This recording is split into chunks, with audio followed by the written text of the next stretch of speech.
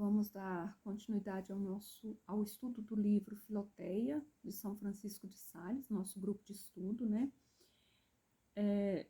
Estamos refletindo aqui sobre o prefácio, como ele colocou a intenção dele quando produziu essa obra.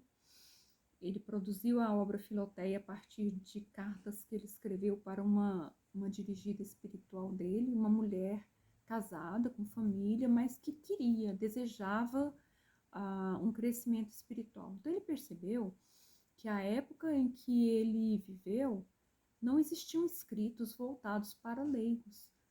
Os escritos eram quase que todos voltados para monges e monjas, pessoas de vida consagrada.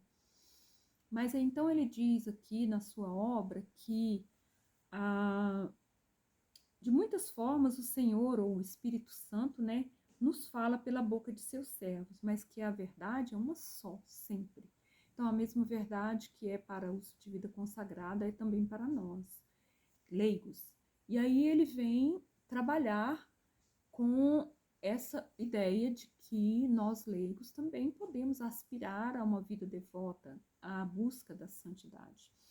Então, como eu já disse, nessa época não existiam escritos que falassem sobre ascese ou vida mística para leigos, né? E São Francisco aceita o desafio de fazer isso.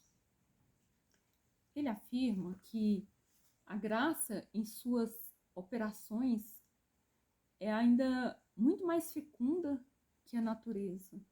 Ou seja, para Deus tudo é possível, para Deus nada é impossível. Ele pode agir na nossa vida, não importa o estado de vida, a nossa condição, né? Ele vai agir em nós e é a graça que vai fazer.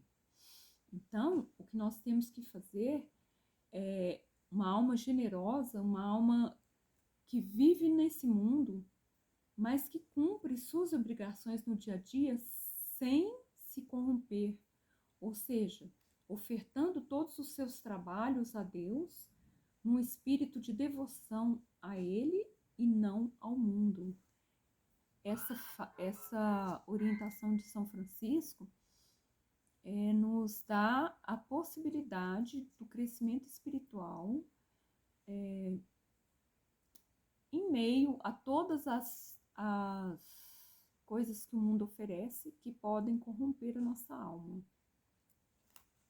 Para que se viva a vida devota, São Francisco nos convida a uma profunda conversão, ou seja, uma mudança na forma de conduzirmos a nossa existência. Ele nos convida a uma profunda união com Deus, nosso único bem, nosso amado, desde já, ou seja, nesta vida. Então, aqui agora nós começarmos a nos comunicar, a nos aproximar, a tomarmos essa intimidade com Deus, né? E trazer tudo isso para a nossa vida, da forma como a gente vive. O primeiro passo dessa conversão é a revisão de vida, né? É a primeira parte que ele dedica ao primeiro passo que a Filoteia tem que fazer, é a revisão de vida, a confissão geral. Ele diz que a alma tem que buscar a confissão, seguida do firme propósito de não mais pecar. E aí, a comunhão, né, onde essa alma se entrega ao Divino Salvador, e o Divino Salvador a esta alma, se entrega a esta alma. Então, a comunhão eucarística, depois a confissão, depois da revisão de vida, vai ser a porta de entrada para a vida devota. Ele fala que a partir daí a alma entra no mistério do amor divino. Em seguida, essa união com Cristo cresce através do uso dos sacramentos, pelos quais Deus vem a nós, e pela oração pela qual nós vamos a Deus. Nesse momento, né, a alma busca a Deus através da oração, né, que é o início da ascese, do esforço da alma para amar a Deus, buscar a Deus, viver na presença de Deus. A terceira parte do livro, ele vai falar sobre a vivência, a prática das virtudes, que vai levar a alma a um adiantamento espiritual, né? E na quarta parte, ele vai tratar dos ataques do inimigo e como vencê-los, né? Então, ele vai dando uma direção para essa alma, né? Para que a alma devota possa trilhar esses caminhos do crescimento espiritual. Ele fala assim, na quinta parte do livro, ele vai levar a alma à solidão, para que aí se refrigere um pouco, tome alento e recupere as forças, de modo que possa caminhar em seguida com mais ardor nas veredas da vida devota. Então, ele está dando um caminho, né, uma sequência de crescimento espiritual para essa alma, nessa obra dele, né? Então, a primeira parte é a confissão geral, a Eucaristia.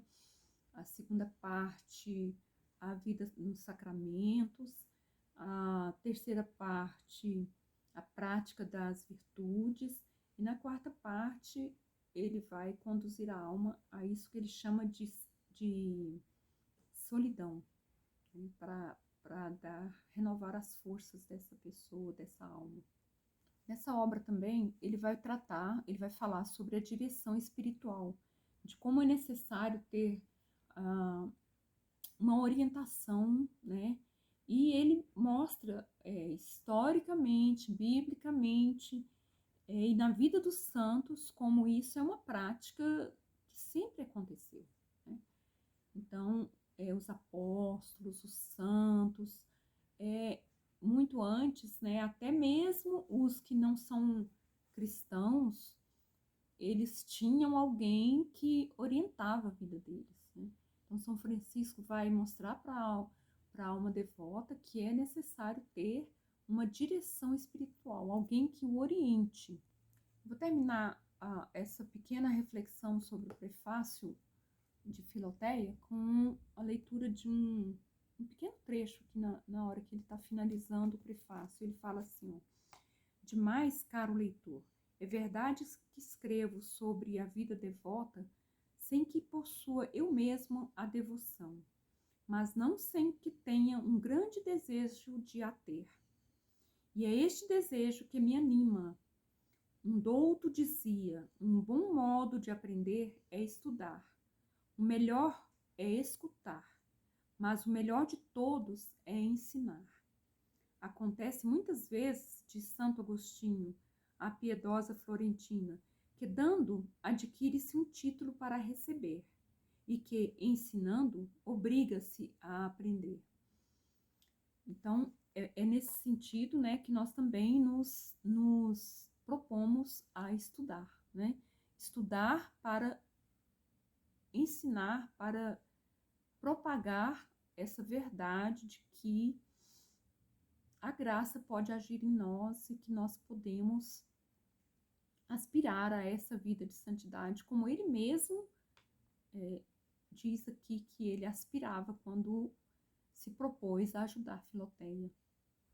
Espero, pois, também da imensa bondade de meu Deus, que conduzindo as suas caras ovelhas às águas salutares da devoção, ele escolherá minha alma para sua esposa, pondo em meus ouvidos as palavras de ouro de seu amor e em meus braços a força de praticá-las.